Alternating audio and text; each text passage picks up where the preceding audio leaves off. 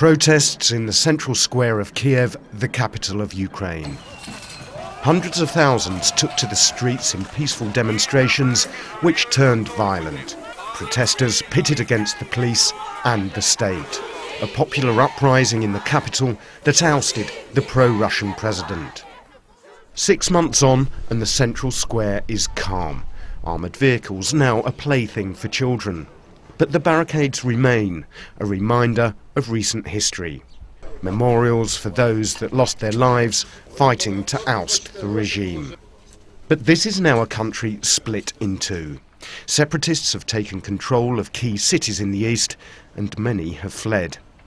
We met with our colleagues in Kiev, following up on allegations of abduction and torture. We've been provided with a list of more than 100 individuals, journalists, activists, protesters, held captive, beaten and tortured by armed groups in the east. Hannah, a pro-Ukrainian activist, fled to Kiev in early June. She's now receiving help at this local hospital.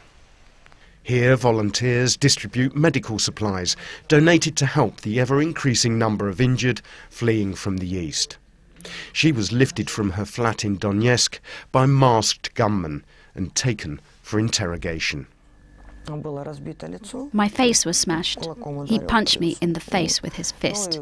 He was trying to beat me everywhere. I was covering myself with my hands. He cut my hands and arms with a knife. It was just the beginning. I thought I might be killed.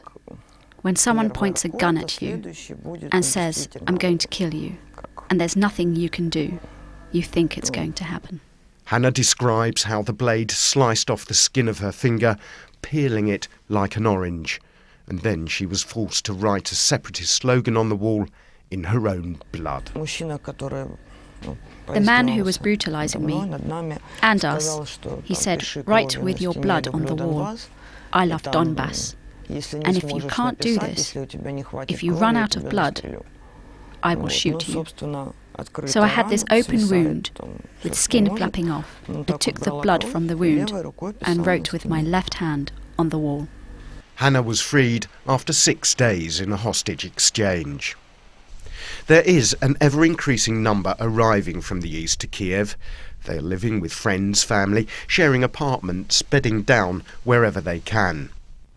We met Sasha on the outskirts of the city. He arrived here just 10 days ago. He was involved in protests in Luhansk.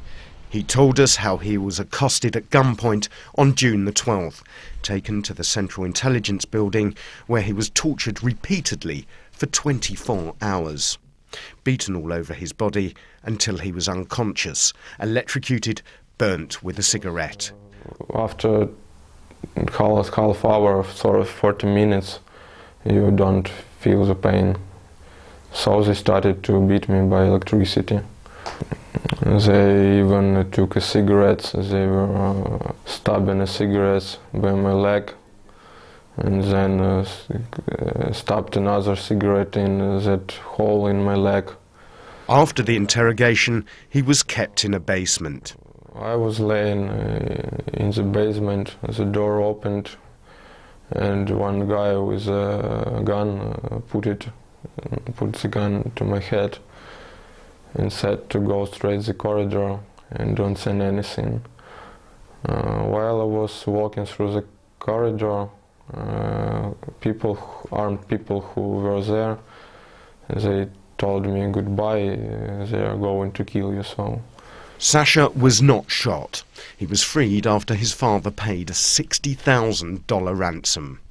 He was bundled onto a train bound for Kiev, still wearing his blood-stained clothes. Sasha and Hannah are now safe in Kiev, but theirs is only one side of the story.